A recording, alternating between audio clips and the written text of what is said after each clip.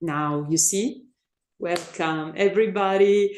So here we are again for an extraordinary, an extra episode of Above the Physical that we just started with Ken last month.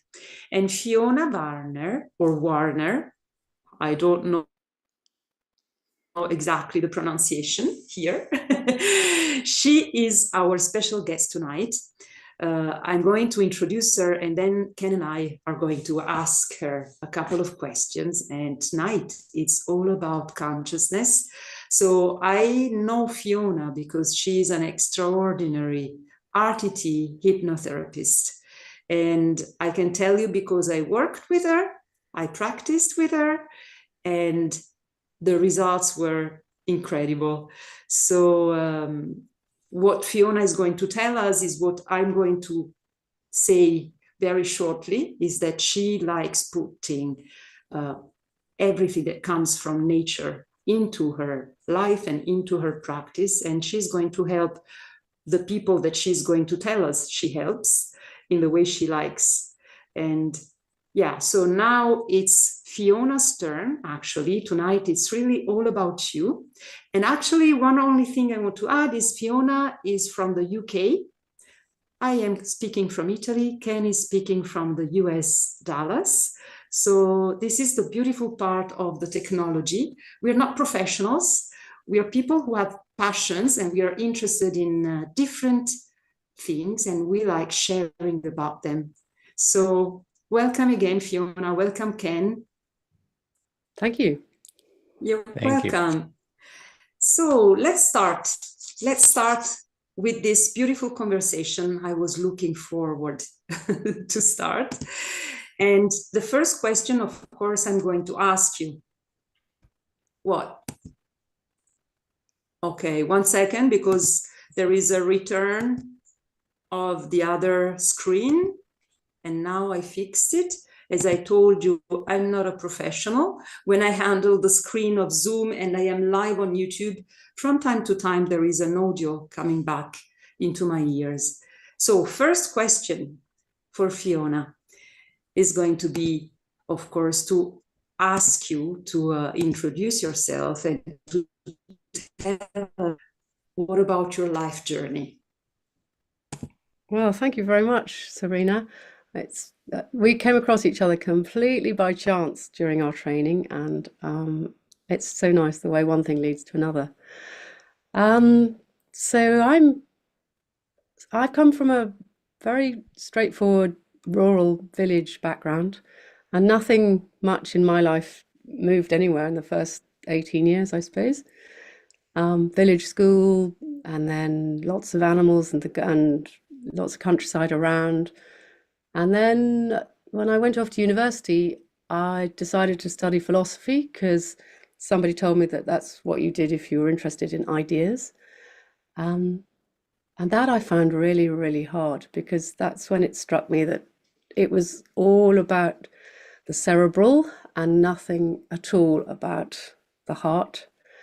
And I realized I was so much more about the heart than I was about the cerebral. Now, has the screen frozen for me, or is Sabrina still there? I don't know. I'll keep talking.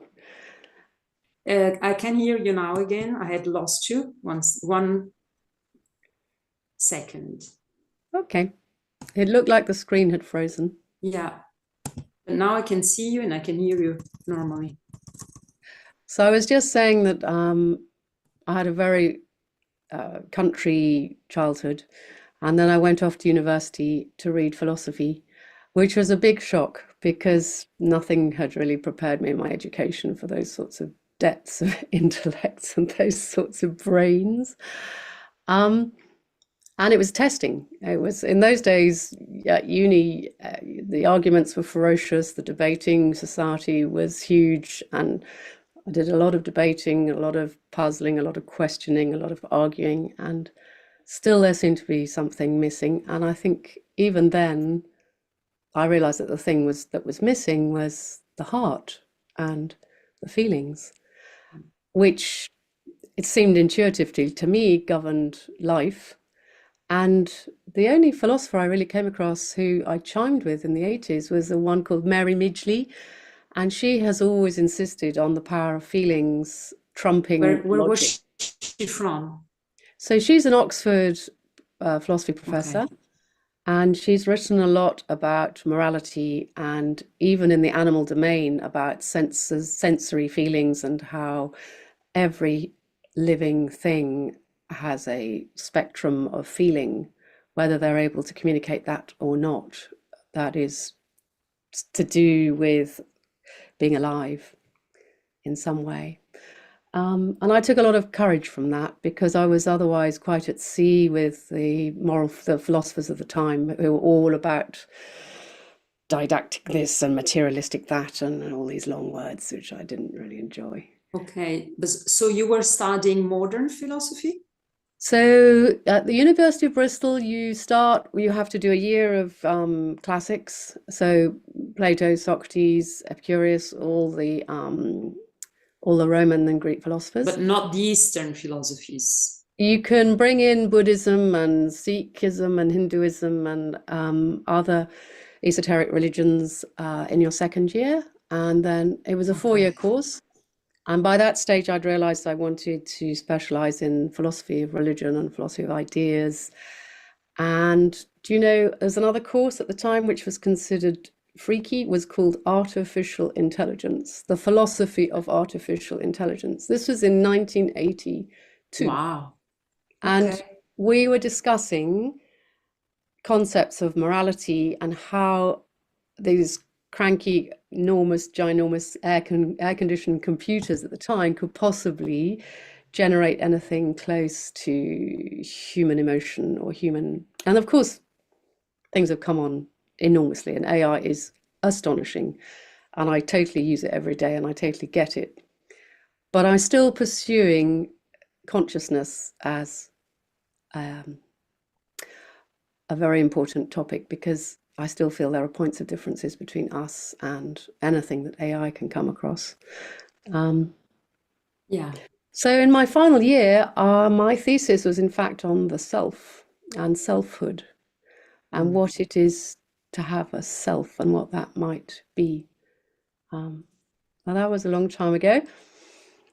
And that was the beginnings of it. So I joined, when I went to London, I got a job. I got a job in a really frivolous world of advertising, worked in a big ad agency, did lots of frivolous commercial, you know, um, things. Advertising in the 1980s was the boom thing to be in. I was missing that part of you Oh, because yeah. I did also work for a couple of years in some advertising agency when I was younger. That's Yeah, really I funny. worked for the big one in London at the time, which is called Saatchi and Saatchi, which just kind of was dominant in London in the 1980s for lots of reasons, good and bad. But it was a great place to work and we had a lot of fun. Um, but once a week, I still went to a curious institution which still exists in London called the College of Psychic Studies. And I used to just I just used to soak up whatever the lecture was that week, whether it was on hearing things or phantoms or ghosts or healing or spiritual. And like I said, this was a long time, quite a while ago now.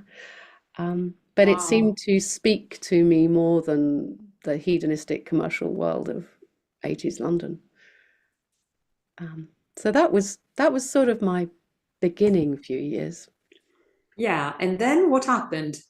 How? Because I know a little bit There more were than that. then You ended up living in a very exotic way, actually, Well, yeah, I mean, after there's that. that there's that famous Robert Frost quote, isn't there, about taking the road less traveled. So Mm. I fell in love with an engineer, and we set off on what turned out to become 35 years of living in 11 different countries, living and working in 11 different countries. And that's when my understanding of the conscious and subconscious really exploded because I had the enormous opportunity to to just be a constant anthropologist in these different cultures, from rural southern Senegal to Central Africa, where they were still cannibals, who, and I mean, really, we used to hide the children because that was the way it was. Okay. Every time there was a funeral, and there were lots because it was an area endemic with cerebral malaria. So that we'd go to a couple of funerals a week. And the weird thing was that there'd be, Equatorial Guinea, because yeah, it's in the middle of, it's between Gabon and the Cameroon in the, what we call the armpit of Africa, which is just a very equatorial area of, it rains 35 feet a year, which is a lot of rain. Okay. So it's virgin rainforest, and are people who've been through genocide and difficult times. And they were so sure that there was a spirit world out there that for them, the life after dark was much more real to them than the life in this office environment, which they were literally the first generation to be in. Yeah. For example, one day we were upgrading the washrooms in the office, and so they had those hand dryers installed which blow air. Like in England, they're called Dyson hand dryers. And all the local staff ran away into the forest because they thought there was some form of wizard in the washrooms at the time. But it did give me the opportunity to get to know the people really well, just sitting with the mums while they gave birth. And I think if you watch people's life and birth and death rituals, if you've got the privilege to have been invited in to witness, you learn a lot about their spirituality Yeah. and their Spirituality. But courage. yeah, I've got one question Yeah. that is not the second one that I was supposed to ask, actually. And can be, you're welcome to also interrupt her and ask your questions. No, but you mentioned that you were going to some lectures in London Mm. in some psychic It's called the center. College of Psychic Studies. Okay, so did you learn things there? Did you develop some skills there? And then it was useful when you were dealing with these, I call them indigents, but it's like Aboriginal people in Africa who are into spirituality, who are much more than us into connected with their spirit world. I did. I learned a lot, but I was very tentative with I wasn't very brave because I didn't know where it was leading, and I suppose I'd had a pretty conventional upbringing.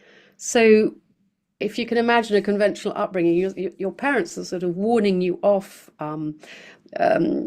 mixing with anything that's, I mean, there's the parallel good and evil, so they're always going to be warning you off exploring paranormal or exploring anything that isn't scientifically explained. But did you experience any paranormal experiences then before you went to I was Africa? told time and time again that I had the ability to see and understand things, which was much deeper than other people. And Okay.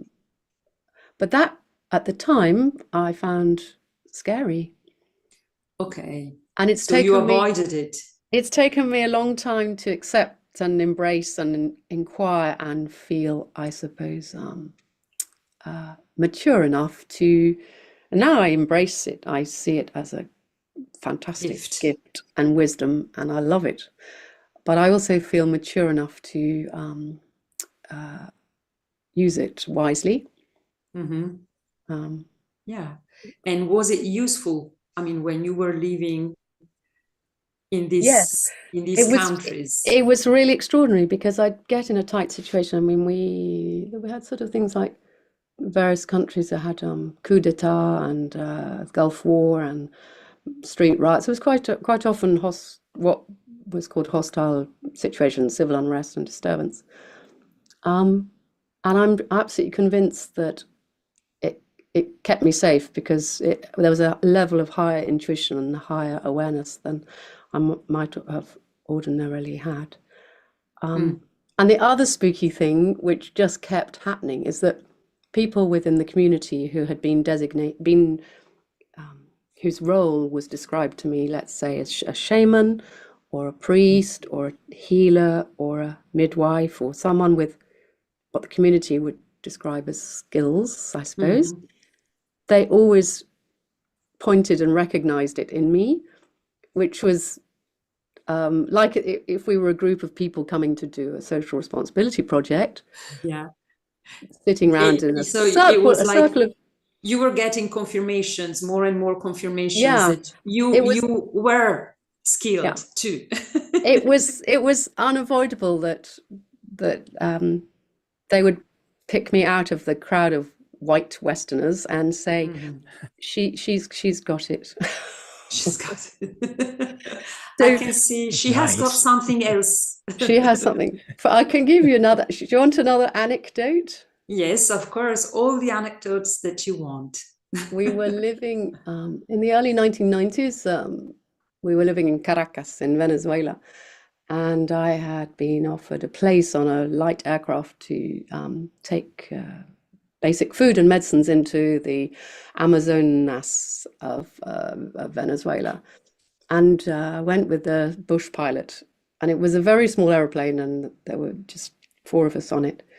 And we landed in a tiny airstrip, which was kept clear by, this was a tribe that had not been declared to the Venezuelan government. There was a solitary Spanish nun, missionary, who lived with this tribe, and her mission was to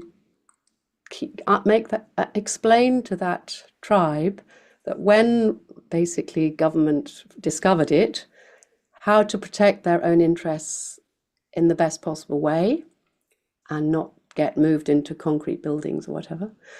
Anyway, to get there, we landed, and we were very respectful of not getting too close because of spreading maybe a common cold, or you have to be very, very careful if you're with indigenous people that you keep separate, you eat separately, because you don't want to inadvertently do what Cortes did when he discovered Mexico, which was spread smallpox in the 16th century. Yeah, so we swam across this river full of piranhas. Can you hear her? Yes. Okay, so maybe it's just my connection. Sorry, Fiona, you can go on. Okay, so we walked into this forest clearing, and the tribe were having some form of celebration. They were stirring a big pot of something in the middle of the fire and dancing and drumming, and they had parrots and animals and monkeys and all sorts with them. And the chief of the village pointed to me after a bit and made me come into the middle of the clearing, which I was a bit scared of because, they use things like poison. They have bows and arrows with curare tips, and I didn't really know what he was talking about. Anyway, it turns out through the translator that he wanted me to spit into the cauldron of manioc beer to set the fermentation process going, because I would bring good luck to the tribe. Fantastic. So almost a heart attack because you thought you could be poisoned, and then you were like the good auspicious. How do you say good? Well, there's certainly no book on protocol that told me what the right thing to do was in that situation. Incredible. Wow. What an interesting life. Crazy, huh? Crazy. But this is why I wanted to invite her. When she started telling me a couple of these stories, I was like, will you be interested in coming and talking during our newly started format above the physical? And what about, because you told me, yes, I would love to speak about consciousness, and you have told us that you have studied philosophy and that you were not happy with that choice because you observed that there was no connection with the heart. And where did you get that connection from at one point? How did it come? I think with a conviction that love is a very difficult thing to put into an algorithm. Mm. And as far as I can see up till now, that still seems to be so. There seems to be more and more sophisticated ways of matching people, talent, interests, abilities, backgrounds. But I think love will always remain elusive. And I think the same thing applies to other situations which are genuine feelings which everybody can relate to, like wonderment. Okay, this I don't know. Wonderment is a feeling of awe. For example, Oh yeah, I in a understand moment now. of outstanding beauty, like a natural sunset or a natural waterfall or a mountain range in the snow, there's just this enormous sensation of belonging to the universe. And I'm not sure that an algorithm could detect that wonderment. Yeah, no, Mm-mm. I don't think so. And I still today wonder about if humankind can really understand what love is. Yeah. So just yesterday I was speaking about this to another person, and she asked me, but Sabrina, can you explain me how human relationships work? And I was like, no, I can't. No. What I learned is that I messed up a lot in my life because I didn't have the right tools.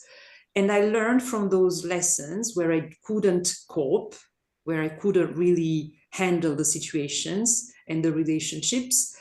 I learned that what we call love isn't really love.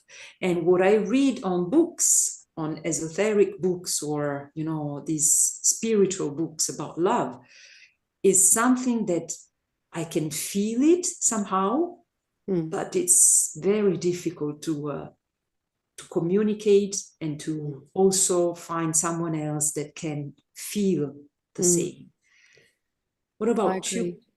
I think I totally get that. I think it's so much more than just compatibility. There's, ironically, it's a phrase we used to use in the days of advertising.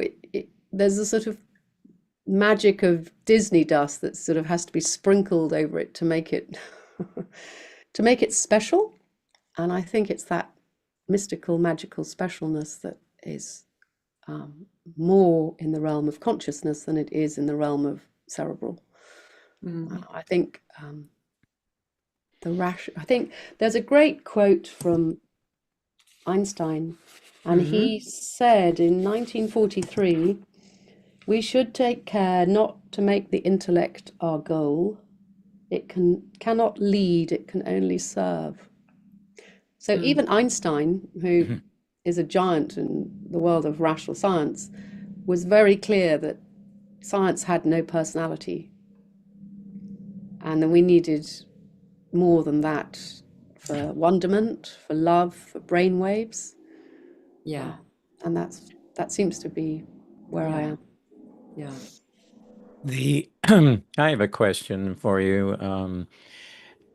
As I was talking to someone about this Zoom today, I said it was about consciousness, and their question to me was, explain what is consciousness. So do you have what's your opinion on what consciousness is? That's such a hard question, Ken. Yes, it What isn't did it? what did you say at the time? Give me some Well, help. Give me some help. Yeah. actually, I I did said have at the an time, answer. Somehow I always have an answer for almost anything. The Well, there's a difference between, consciousness on a scientific basis is the neural firing of neurons in the brain affecting different areas of the brain and is very self-contained. And then there's the philosophy of people who are taking consciousness inside and outside the body, which is more spiritual. So in so it all depends on what philosophy. I mean, it's a debate that's been going on for forever and ever, and now with the advances in neuroscience and things like that, there's a lot of interest. It's a very interesting topic, yes. Yeah, right. I think, And this is why she's going to come back, because we cannot do everything and Yeah, say yeah. everything today. I do think it's fascinating how the areas of quantum physics that I'm trying to get my head around, talking about microtubules and intramolecular entanglements and the way Yes. the way things can be assembling and disassembling within the smallest molecules and cells does seem to align more and more with some of the ancient scripts, for example, in Sanskrit or Hinduism of thousands and thousands of years ago. And what I'm wondering now, because it's a paradox, but I still have observed it firsthand, is that the more human beings are educated formally, the further away they get from their sixth, seventh senses. I mean, they even get removed from their 1, 2, 3, and 4, 5 senses, it seems to me, because the more we rely on the cerebral, the more we distance ourselves from the energy of the universe, the energy of nature. I mean, what do in you my mean by village, energy of universe and energy of nature? Is there a difference? Well, some of those farmers who can't read or write, they're very attuned to the earth and the best time to plant and what the animals are doing and feeling, and they don't have a formal knowledge and education, but they're definitely feeling attuned. They can find water just by, if you think about the Hottentots in the Namibian desert, they can find water, they can follow tracks, they have highly attuned senses, which, I mean, are long gone. We can't even see the mark of a trainer in the snow because we're just not attuned anymore. I think our lives have become, a lot of people's lives have become so urbanized that they've almost become anesthetized to their senses. They're not feeling them. Yeah. And I think we could do some great work with small children in all school curriculums, or rather not in school perhaps, but to just reintroduce feeling and tactile sensation and back into their lives again. Yes, It because was very common in my village. It was very common to go and see the healer, and she would just do a laying on of hands. Or you always went to the water diviner if you wanted to find out where to find water, or if you had a difficult animal like a pony or even a dog, there was always someone you knew to go to who had a special gift that transcended medical or clinical or scientific. it was still recognized, like, Yes, and respected, and respected. and that's definitely replicated across Central Africa still, and what I saw of Central America as well. Yeah, and I bet also in Asia there are still villages like this. Absolutely. I don't know Asia at all, but I think modern life, with all its constant interferences, has just knocked out people's actual natural, if I would call them natural antenna. Yeah, but this antenna, the ancient people or the people who are still connected with nature, as you say, they're connected with nature because they don't have to study.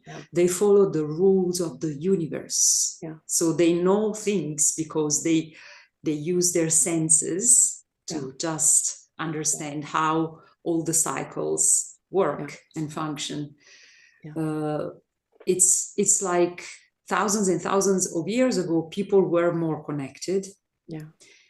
And then at one point, it was something just cut off all what came from the heart, all the magnetic force that we have in our heart, and only focused on the electrical force that we can produce with our brain. But actually they have to be balanced in order to really then elevate, I think, the human being.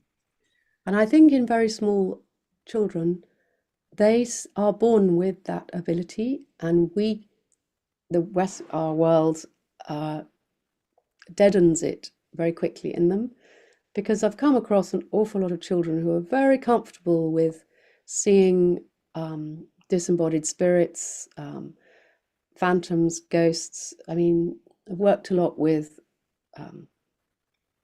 priests who are exorcists and people who deal with the paranormal and spirit world, and very often the children are very clear about what the spirit life in the house, and the adults are absolutely, they may be spooked or freaked in some way, but their antennae are so scrambled that they've absolutely no clue about what it is they've felt or seen, whereas the children have vivid relationships with spirits, and until about, I would say, the age of 7 or 8. Yeah, because they still live in the feelings more than in their brain. Yes. Yeah, absolutely. Actually, I am a lot into watching hundreds of videos about NDE, near-death experiences. Yeah. And the more I watch this kind of videos, there are plenty on YouTube. There are a couple of beautiful channels where they collect, they gather, and they interview these people. The more I watch this kind of videos, the more it's clear for me that we are not physical, that we are like borrowing some physical bodies, but we are much more. And we just forgot. And my curiosity is, why do we come here? To experience the beauty of life, to experience all the feelings that we can experience in this body, but we cannot remember. So I don't understand what is the strategy behind this. Have you ever thought about this? Well, there's some very convenient concepts in some of the great religions, and one of them is mystery. And I think perhaps the things we don't understand, rather than dismissing them as untrue, we should just quietly put in the box called mystery for now, until we get a little bit more humility and understand it all a bit better. Yeah. And there are more and more people who are remembering. There are more and more people who are remembering, and those thousands and thousands of people who experience their near-death experience or out-of-body experience, and then they come back to their bodies, they remember everything. And they share. Yeah, absolutely. And they're very clear that where they've been and what it felt like, and I think our bodies are just temporary manifestations that were convenient vehicles. Yes, yeah, absolutely. We're more, I think we're homo luminous, probably. We're beings of frequencies more than we realize. And if we keep deadening the frequencies, then we're not really as alive as perhaps we could be. Yeah. This is the trick, how would you make parents understand that they have to reconnect themselves, and then they have to help their children to also reconnect to these frequencies? Because if you don't train them, it's like going to the gym. Yeah. For me, it's very easy to make this comparison because I was a former ballet dancer. If you don't go and train your body, it doesn't function. You cannot really make your body do a lot of things. But the same is for the frequencies, the same is for the feelings. If you don't train that specific one, feeling or frequency, how can you learn it? How can you know that it exists? Yeah. And if it's deadened too frequently and too quickly with the supermarket shop and parking the car and playing in an artificial playground, there isn't the opportunity to even go for a walk and understand nature, really. It's yeah. It sounds like our world is, we're deadening people's ability. There's a natural ability in people, I believe, that as healers, as seers, as all of that, that's been suppressed. And the question is whether that was societally suppressed, or is it a natural phenomena that happens that's learned? And another question I might have for you, Fiona, since you're doing hypnosis, can hypnosis be used to increase the changing somebody out of that normal state into something that's far beyond where they're at? Let's see, how would I explain that? It's like, can you work with the subconscious to bring back some of those things that we still had as children? Yes. Yes. It's wonderful. It's absolutely wonderful because at the very minimum, it puts people back in access and touch to their feelings. It's all about their feelings rather than their overactive rational minds, because you're accessing the part of them that was just a sentient feeling being rather than a running around manically stressed doing being.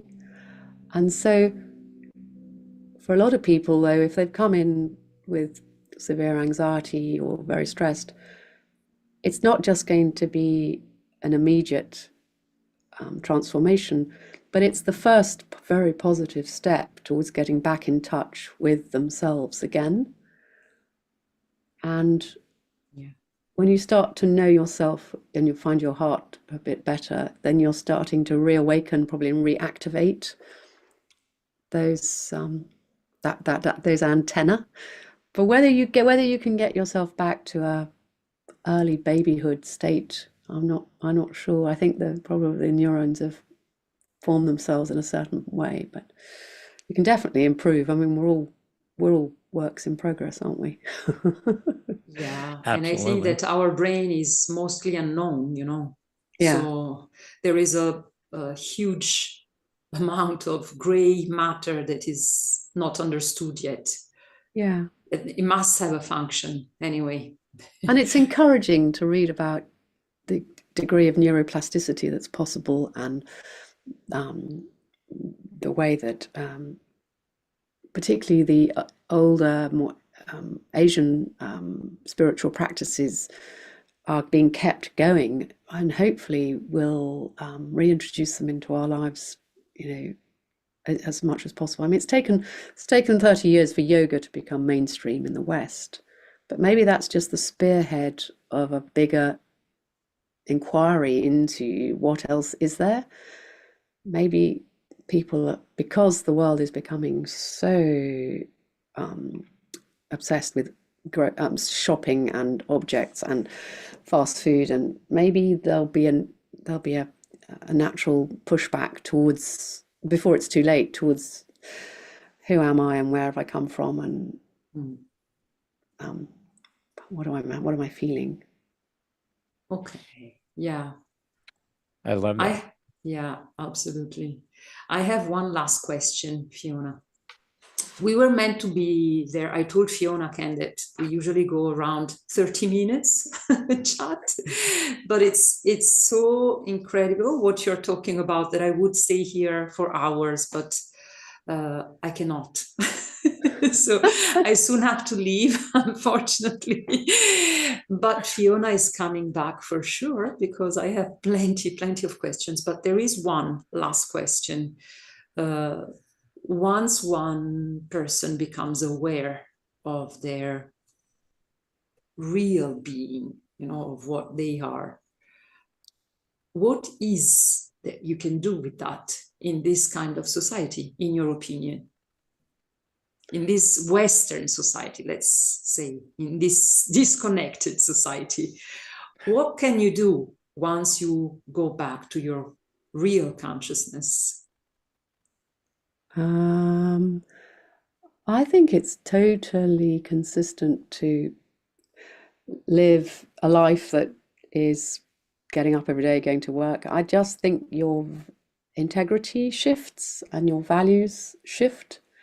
And I think that the need to do the best thing and the right thing increases. I think as you test out moral courage and love as options that aren't flying off the handle and getting stressy and cross and filing complaints, you realize that, well, you realize two things. One, that you're more resilient than you think, and there's always work to do on yourself. But two, you start to identify other people who are like that.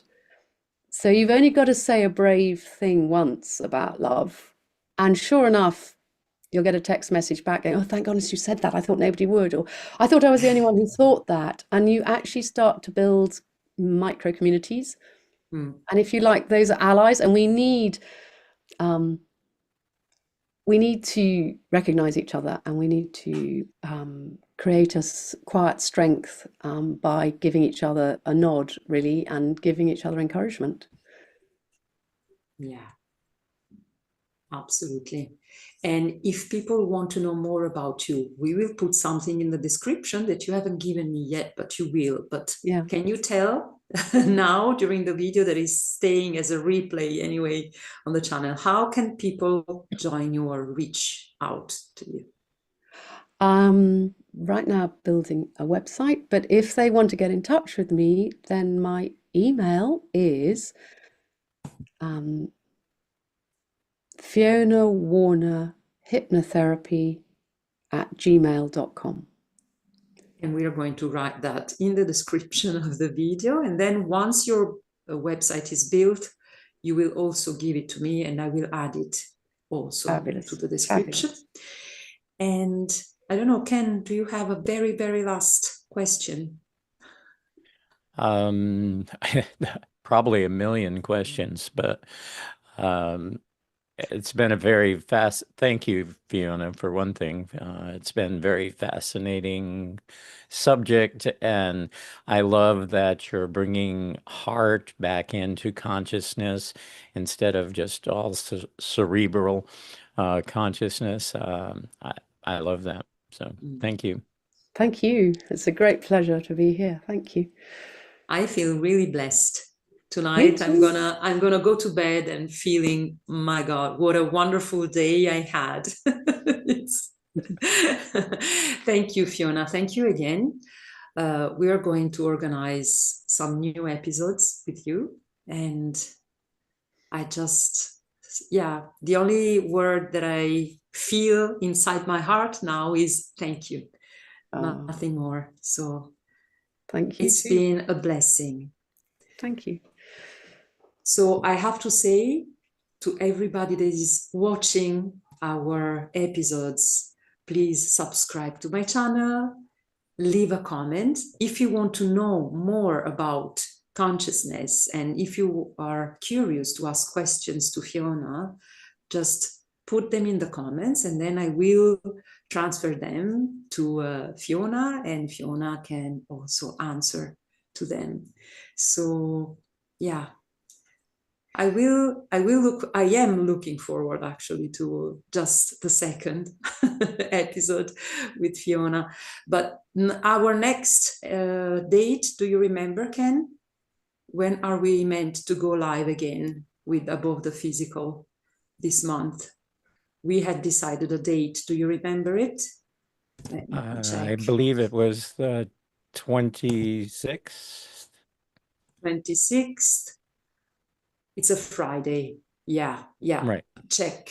Yes, definitely. So we will see Ken and I on the 26th with another Above the Physical episodes. Bye-bye. Thank you again.